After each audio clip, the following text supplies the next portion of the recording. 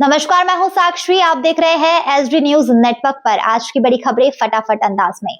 आंध्र प्रदेश में कोरोना से मौत, स्वास्थ्य विभाग अलर्ट। आंध्र प्रदेश के कडप्पा जिले के 46 वर्षीय व्यक्ति की कोविड-19 संक्रमण से मौत हो गई है। मरीज का वेल्लोर के अस्पताल में इलाज चल रहा था, लेकिन 4 दिन बाद उसने अपना दम तोड़ दिया है। स्वास्थ्य विभाग के मुताबिक संक्रमण के कारण उसके फेफड़े गंभीर रूप से प्रभावित हो गए थे, जिसके बाद प्रशासन ने मरीज के संपर्क में आए हुए लोगों की टेस्टिंग शुरू कर दी थी और पूरे इलाके को सैनिटाइज किया जा रहा है। इस समीक्षा के दौरान कडप्पा और तिरुपति में कोरोना के 5 नए एक्टिव केस भी मिले हैं।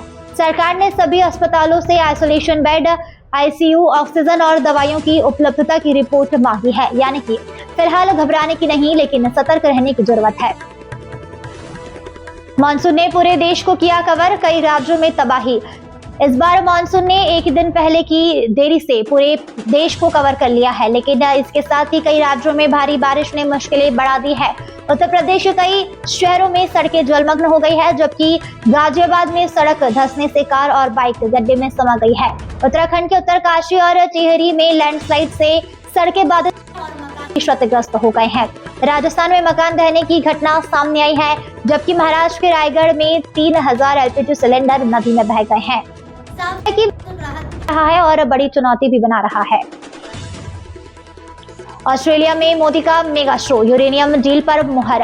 प्रधानमंत्री नरेंद्र मोदी ने मेलबर्न में करीब 30,000 भारतीयों को संबोधित करते हुए कहा कि ऑस्ट्रेलिया की यह उनकी तीसरी यात्रा है और उन्होंने यह हैट्रिक लगा दी है।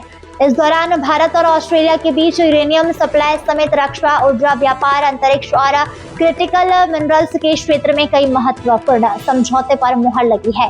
ऑस्ट्रेलिया अब भारत को यूरेनियम सप्लाई करने वाला 5वां देश बन चुका है, जिससे भारत के स्वच्छ ऊर्जा मिशन और परमाणु ऊर्जा कार्यक्रम को नई मजबूती मिलेगी। दोनों देशों के बीच में अब राजनीतिक साझेदारी की नई ऊंचाइयों पर पहुंचते हुए दिखाई दे रही है। डायबिटीज मरीजों के लिए बड़ी राहत, हफ्ते में सिर्फ 1 इंसुलिन इंजेक्शन। डायबिटीज मरीजों के लिए बड़ी खुशखबरी सामने आई है। भारत में दुनिया की पहली साप्ताहिक बेसल इंसुलिन लॉन्च कर दी गई है। इस नई इंसुलिन की सबसे बड़ी खासियत यह है कि मरीजों को अब रोज इंजेक्शन लगाने की जरूरत नहीं होगी, बल्कि सप्ताह में सिर्फ एक बार इंजेक्शन लेना होगा। कंपनी का दावा है कि इससे मरीजों की परेशानी भी कम होगी और इलाज में पहले के मुकाबले कम खर्च आएगा। विशेषज्ञों का मानना है कि यह डायबिटीज के इलाज में बड़ा बदलाव साबित हो सकता है। मणिपुर में अब नगा कुकी संघर्ष, हिंसा का नया दौर। मणिपुर में मैतेई कुकी हिंसा के बीच अब नगा और कुकी समुदाय के बीच भी तनाव बढ़ चुका है। फरवरी में शुरू हुए इस नए संघर्ष में अब तक 25 लोगों की जान जा चुकी है। हालांकि असम में राइफल के काफिलों पर हुए हमले में उत्तराखंड के 2 जवान शहीद हो गए हैं। गुरुवार को दोनों शहीदों को पूरे राजकीय सम्मान के साथ अंतिम विदाई दी गई। सुरक्षा एजेंसी लगातार हालत पर नजर बनाए हुए है, लेकिन राज्य में शांति बहाल करना अभी भी बड़ी चुनौती बना हुआ है। नौकरी का झांसा देकर महिला से संबंध बनाने का आरोप, दरोगा सस्पेंड। उत्तर प्रदेश के बरेली में एक 58 वर्षीय दरोगा पर महिला ने गंभीर आरोप लगाया है। महिला का यह कहना है कि पति की शिकायत लेकर थाने पहुंचने पर दरोगा ने मदद और नौकरी का भरोसा देकर उसके साथ संबंध बनाए। आरोप है कि महिला गर्भवती हुई तो उसका गर्भपात भी करा दिया गया। जब उसने शादी की बात की तो दरोगा ने दूरी बना ली। शिकायत के बाद एसएसपी ने आरोपी दरोगा को तत्काल प्रभाव से सस्पेंड कर दिया है और पुलिस पूरे मामले की जांच जुटी हुई है। राम मंदिर चढ़ावा केस में शेयर बाजार कनेक्शन, कई खाते फ्रीज किए गए।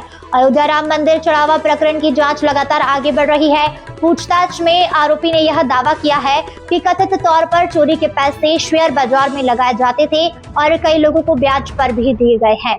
पुलिस आरोपियों के घरों की तलाशी भी ले रही है और रिश्तेदारों के करीब 30 बैंक खाते भी फ्रीज कर दिए गए हैं। इस बीच समाजवादी पार्टी प्रमुख अखिलेश यादव ने जांच पर सवाल उठाते हुए इसे लीपापोती बताया है। अब पुलिस वित्तीय लेन देन की पूरी कड़ी जोड़ने में लगी हुई है। यूपी के रिटायर्ड अफसर के घर में करोड़ों की दौलत बरामद की गई है। उत्तर प्रदेश में विजिलेंस की कार्रवाई में एक रिटायर्ड ARTO के घर पर बड़ी मात्रा में नकदी और सोना बरामद किया गया है। जांच के दौरान करीब 1 करोड़ 62 लाख रुपए नगद, 13 किलो सोना, 9 किलो चांदी और लगभग 35 करोड़ रुपए की संपत्ति से जुड़े हुए दस्तावेज मिले हैं।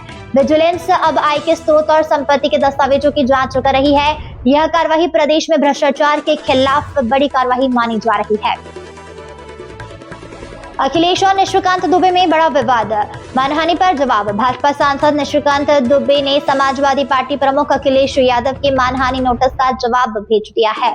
उन्होंने सवाल उठाया है कि सरकारी दस्तावेजों में अखिलेश का नाम टीपू कहाँ दर्ज है और दावा किया गया है कि उन्हें बेवजह मानसिक रूप से प्रताड़ित किया जा रहा है। यह विवाद राम मंदिर चढ़ावा प्रकरण पर सोशल मीडिया पोस्ट के बाद शुरू हुआ था। अब दोनों नेताओं के बीच में यह मामला कानूनी लड़ाई का रूप लेता हुआ दिखाई दे रहा है। ईरान अमेरिका टकराव और बड़ा, ड्रोन हमले का दावा। मध्य पूर्व में तनाव एक बार फिर से बढ़ गया है।